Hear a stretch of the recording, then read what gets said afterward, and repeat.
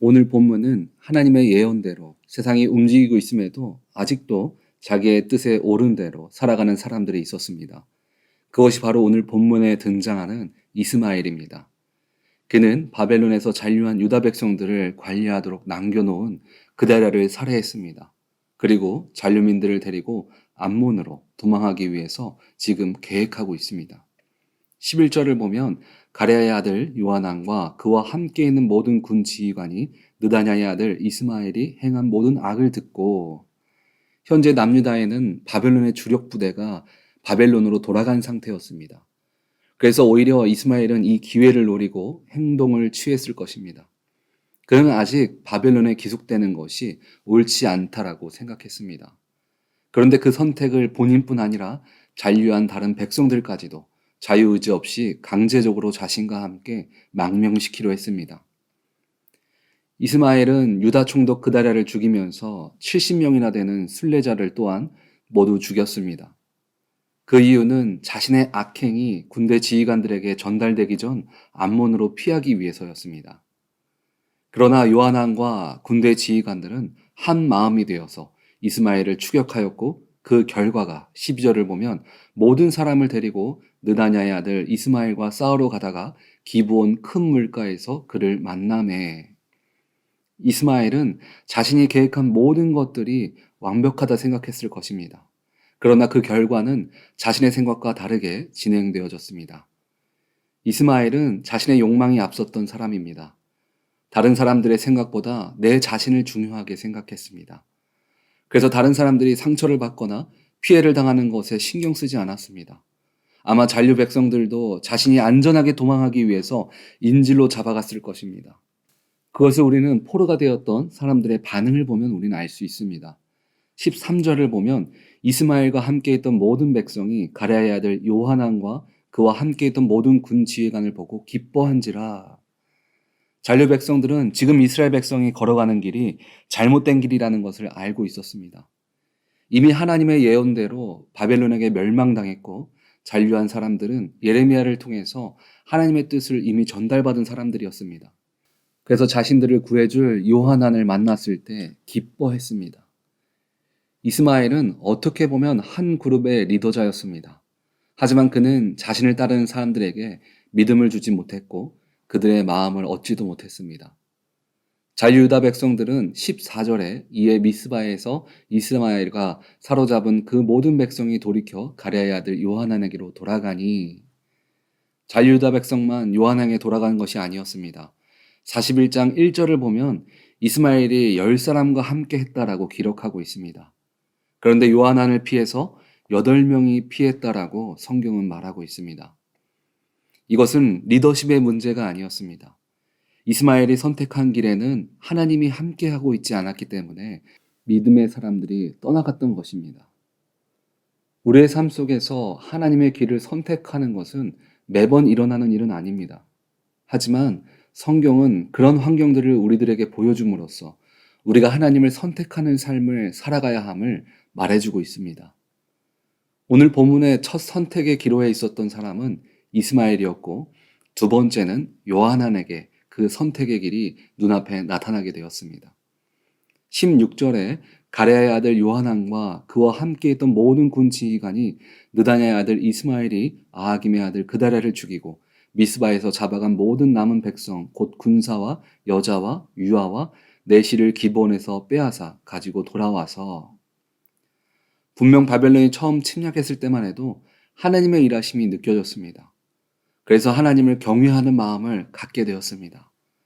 그런데 현재는 바벨론이 지정해준 총독이 죽자 그 결과에 대한 책임을 져야 하는 요하난은 이를 행하셨던 하나님보다 자신들을 멸망시킨 바벨론이 더 두려워지기 시작했습니다. 그래서 선택한 것이 하나님과 반대되는 길을 선택하는 것이었습니다. 17절에 애굽으로 가려고 떠나 베들레헴 근처에 있는 게롯김 함에 머물렀으니 인생을 살아가다 보면 우리가 상상하지 못하는 여러 가지 상황들이 닥쳐옵니다. 때로는 내가 계획한 일이 내 계획과 다르게 흘러가게 되는 경우도 있습니다.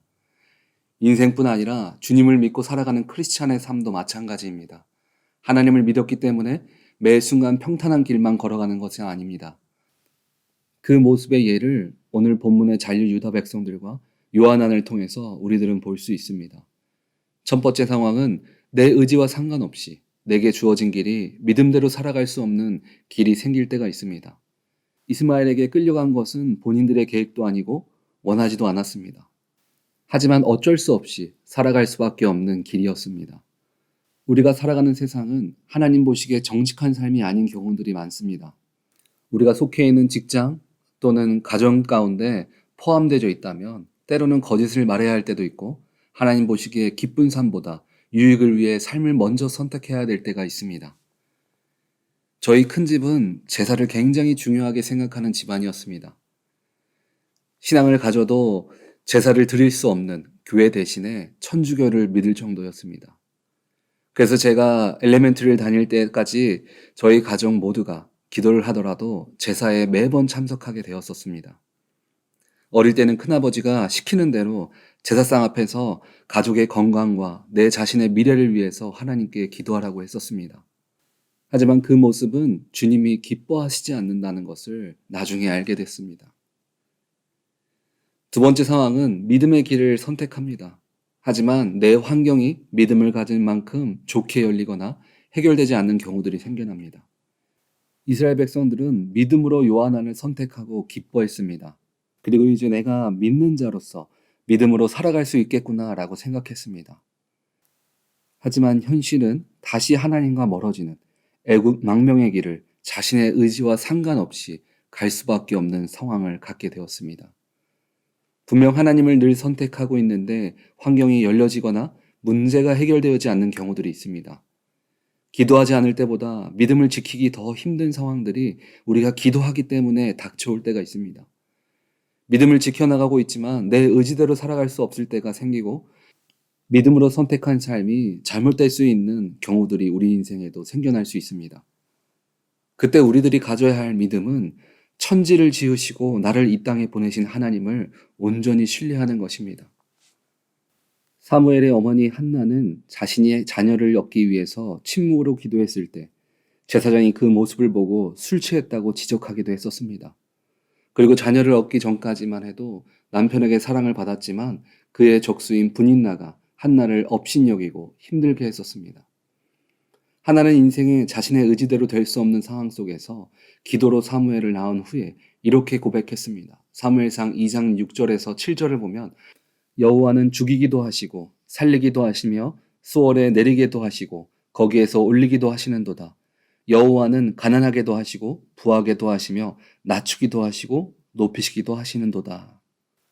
하나님은 아들 사무엘을 이스라엘의 리더자로 세우기 위함도 있었지만 주님은 한나가 어려운 환경을 통하여 세상을 의지하거나 자신을 사랑해주는 남편을 의지하는 것이 아니라 오직 주님만을 신뢰하며 믿음을 갖게 하셨습니다.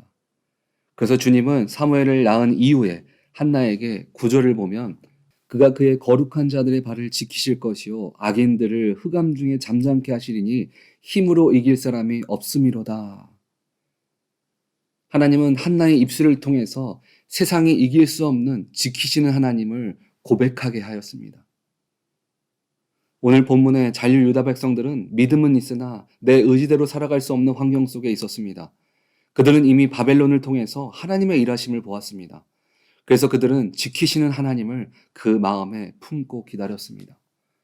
우리에게 은혜도 주시며 인도하시는 하나님은 우리의 삶을 지키시는 하나님임을 기억하시기 바랍니다. 그래서 오늘 하루도 내게 주어진 환경보다 나를 지키시는 하나님을 기대하며 신뢰함으로 나아가시는 우리 오렌지 한인교회 성도님들 다 되어지기를 주님의 이름으로 축원드립니다. 아멘.